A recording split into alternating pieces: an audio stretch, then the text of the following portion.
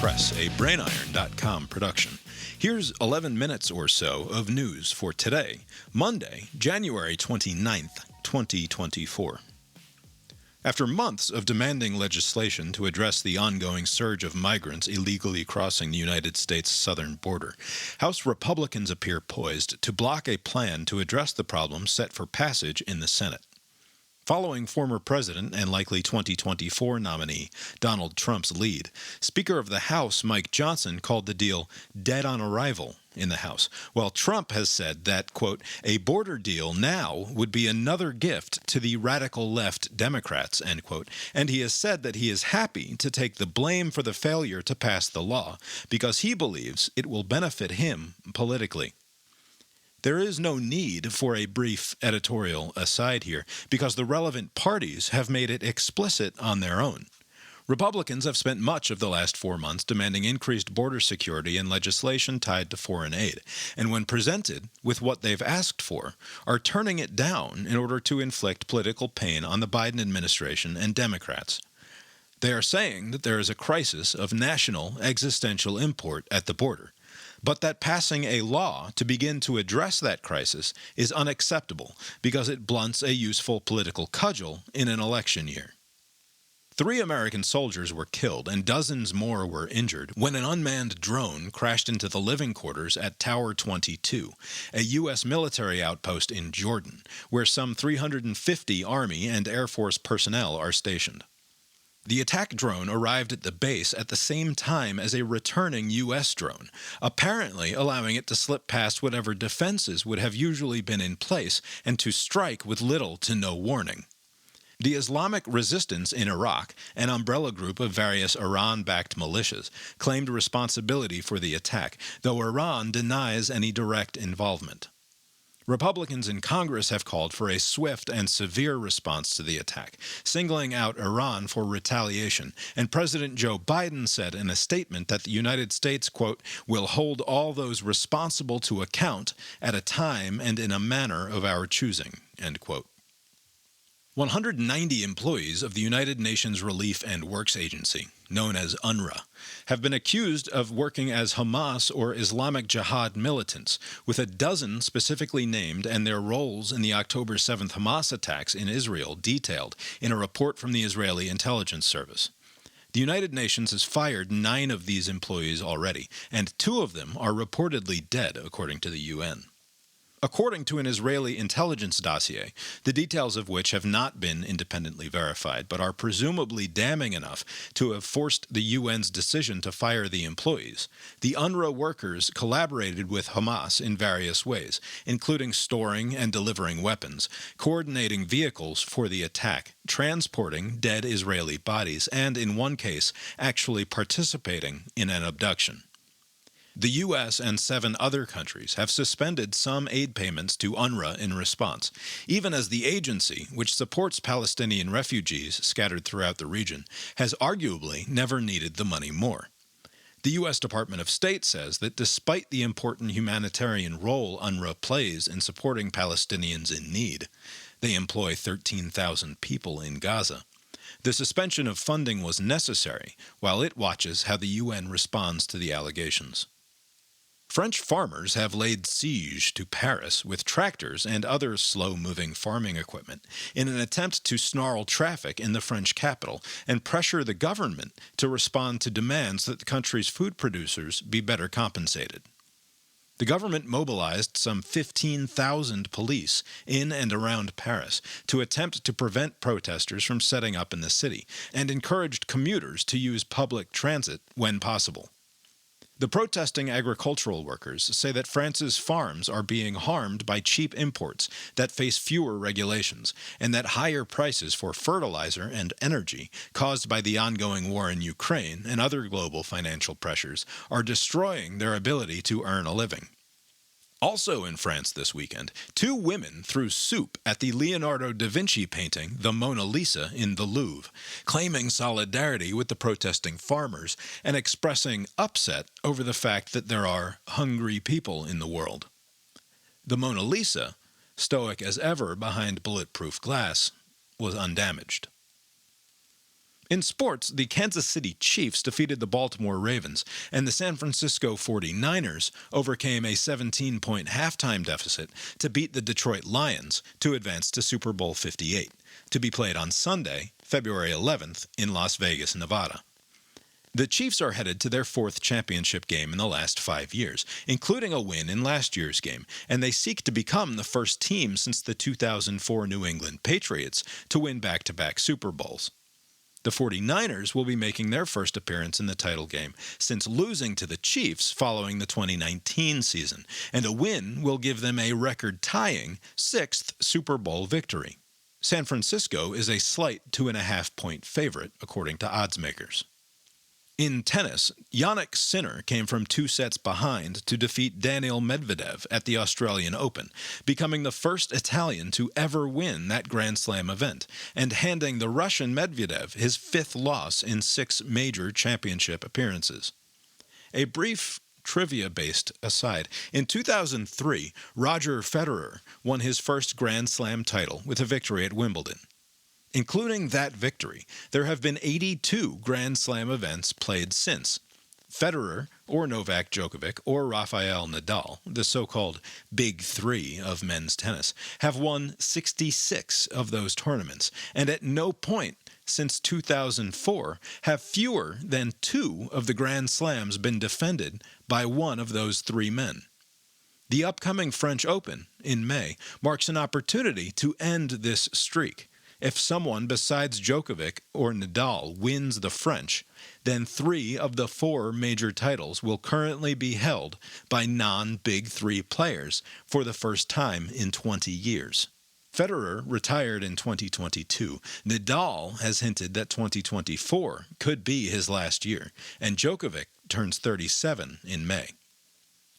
In golf, Matthew Pavon, a 31-year-old rookie on the PGA Tour this year, became the first Frenchman to secure a win in PGA Tour history when he sank an 8-foot birdie putt on the 18th hole at Torrey Pines South on Saturday to win the Farmers Insurance Open. A brief editorial and historical aside, Jean Van de Velde, and therefore the French, will forever be known for historic collapse in golf and in much else. Van de Velde held a 3-stroke lead teeing off on the 72nd and what should have been the final hole of the 1999 British Open, a shot which landed somewhere over by the 17th tee rather than the 18th hole, and after at one point removing his shoes and socks to wade into a water hazard, among other indignities, the Frenchman carded a triple bogey, putting him in a 3-way playoff that he did not win. The television broadcast of the slow-motion disaster is on YouTube and linked in the show notes at brainiron.substack.com, and the BBC coverage in particular is as sublime a narration of human failure as I can remember. He's out with the driver now. Now, I'm not sure this is right. He's going to be at least 3 shots ahead. A 6 will do.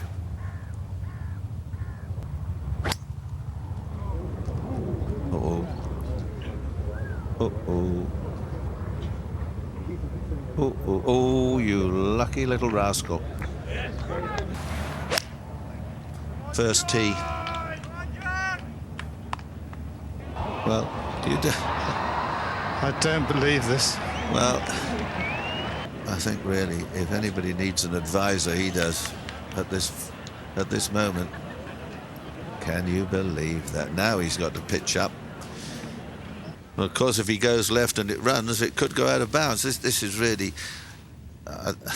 his golfing brain stopped about 10 minutes ago, I think.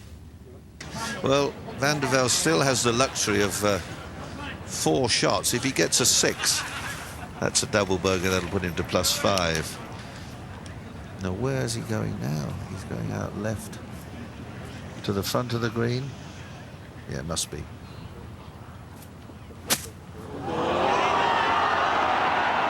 I don't believe it. This is...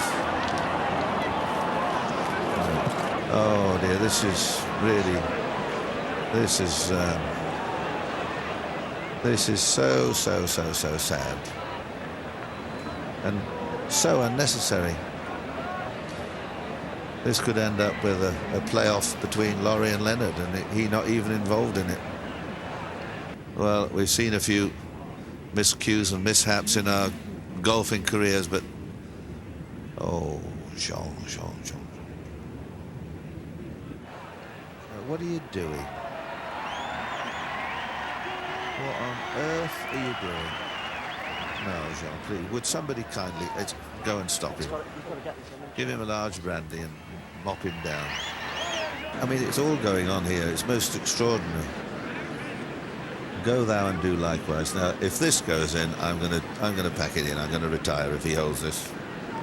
Alex, I mean, it's unbelievable. Peter, there are moments of great hilarity, but I have a funny feeling it's going to turn to moments of great sadness. This could become very sad indeed. Please give him one good putt. Please. If this Matthew Pavon thinks he's going to overtake Jean Van de Velde for pride of place in my memory of French golfers, he's going to have to find something else to do with that particular baguette.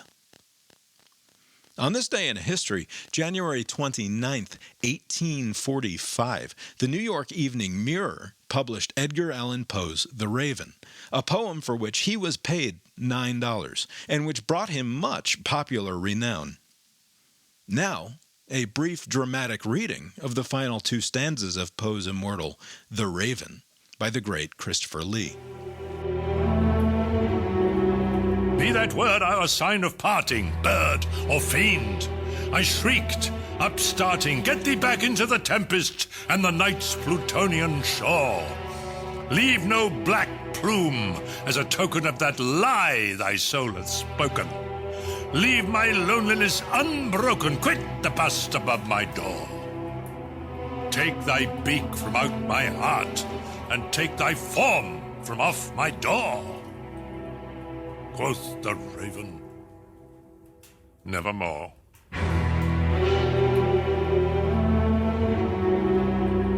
And the Raven, never flitting, still is sitting on the padded bust of Pallas, just above my chamber door. And his eyes have all the seeming of a demon's that is dreaming, and the lamplight o'er him streaming throws his shadow on the floor. And my soul, from out that shadow that lies floating on the floor, shall be lifted nevermore. A happy birthday to foreshadowing enthusiast and Russian playwright Anton Chekhov, who was born on this date in 1860 and gave voice to the narrative principle that came to be known as Chekhov's gun, which insists that every element of a story must be necessary and that everything extraneous should be removed. A loaded rifle on the stage in Act 1 must be fired by Act 3, the rule goes, because a writer shouldn't make promises to the audience he doesn't intend to keep. Also born on January 29th in 1964 was Dr. Strangelove, or How I Learned to Stop Worrying and Love the Bomb, Stanley Kubrick's Cold War satire film that adheres to Chekhov's admonition by triggering nuclear Armageddon in its final moments. And on this date in 2002, President George W. Bush delivered the State of the Union address to Congress, in which he described Iraq, Iran, and North Korea as the axis of evil, a promise about the scope of the war on terror in Act 1 that would be narratively satisfied by much of the next 20 years of American foreign policy. Finally, a happy 70th birthday to Oprah Winfrey, and a happy 44th birthday to playing guitar while on the toilet enthusiast and Jerry Seinfeld superfan, John Parrott. Now, here's a look at the weather. The desire of Speaker Mike Johnson and former President Trump and other Republicans to scuttle any border deal rather than hand their political opponents what might be taken as a victory has me thinking about the way the remove created by the modern tools we use to interact with the world has the dual effect of bringing everything closer of heightening the stakes of things happening far away, at the same time that it makes everything seem like something of a game. This isn't particular to the news about the border, so I'll leave that aside, but I wonder if the internet and the magical supercomputers we carry around in our pockets haven't contributed to a strange distorting effect on our perception of the world, like looking at things through both ends of a telescope at once.